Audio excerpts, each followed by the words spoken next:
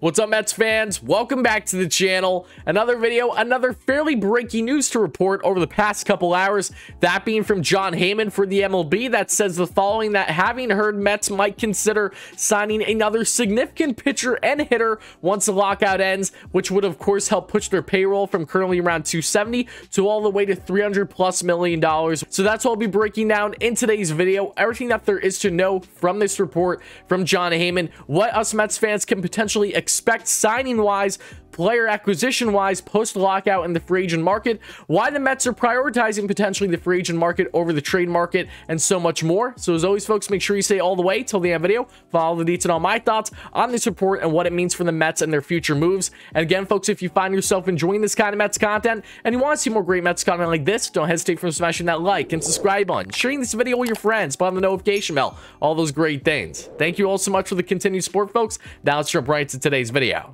All right, folks, if you guys have been following along throughout the offseason, doing your due diligence like a normal Mets fan, the way that I do, the way that I try to cover the best here of all the news and reports going on, this shouldn't be a surprise to you, okay? If the Mets showed us one thing pre-lockout, it's their willingness to go all in on the free agent market. Billy Epler has preached it time and time again. This is a team that does not have a farm system that's just willing to cough up all these prospects in order to acquire top talent. Now, of course, can the Mets go down trade routes post-lockout? Maybe will they even do more trades and free agent signings? Anything's possible. I fully expect them to evaluate both markets, but to suggest that the Mets are not going to prioritize the free agent market first and foremost is kind of foolish when you look at the reality of the lack of depth that they have in their farm system and the players that they have available via trade. What their value is going to be is very much up in the air at this point in time. With all these players coming off of down years, that's been reported that the Mets are willing to listen on offers for Jeff McNeil, JD Davis, Dom Smith, package that could get you a haul, but one individually, you don't really know what that value is going to be. And for a Mets team that's desperate for starting pitching help and depth overall, as you see this report here from Pat Ragazzo earlier today that also reaffirms the notion that the Mets are in fact prioritizing getting starting pitching talent and depth. This is something that they want to eliminate as many what ifs as possible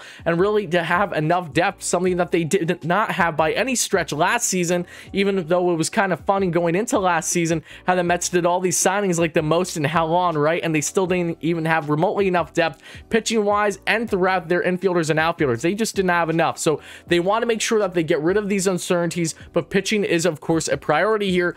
And starting pitching wise, when you look at the free agent market, yes, this is something that the Mets do have available players, and yes, there is risks involved. I've talked about all of them in separate videos, all in the links down below the description if you'd like to check it out for individually based content on those players. But Carlos Rodon, of course, is that big guy that stands out, and for good reason. Get him on a small to short mid-level type deal. Yes, that could very much be feasible, but he does have a riddled injury history going back to this past season too. Same thing with Clayton Kershaw, who feels like a pipe dream, but he is of course in that label of a significant starting pitcher in the free agent market that you would be going after. He definitely fits the mold on that front from what Heyman has described to us today. But then you're also looking at what exactly is defined as a significant pitcher. That a significant pitcher may very well be someone like a Yusei Kikuchi, someone that the Mets showed plenty interest in pre-lockout and probably showed more interest in than any other starting pitcher available at the time. But again, a lot of other teams showed interest in Yusei Kikuchi, and he is a player that I don't think the Mets should go all in on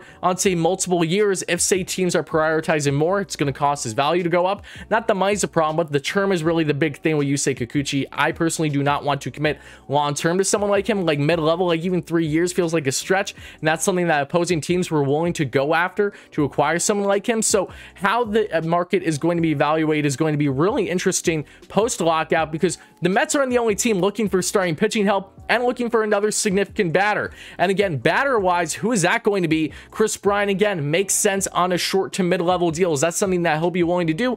We don't know, but I don't blame the Mets for not wanting to prioritize him. If he's stubborn and say only wants 5+ years, then yeah, I don't think that is nearly as realistic as say 4 years and less. But someone like a Seiya Suzuki that they still have interest in at this point in time that we talked in a previous video. Someone like a Kyle Schwarber that you can get on a far cheaper contract than someone like Chris Bryant. And of course, the big polar opposite between the two is their defensive versatility. Schwarber really profiles best as a DH.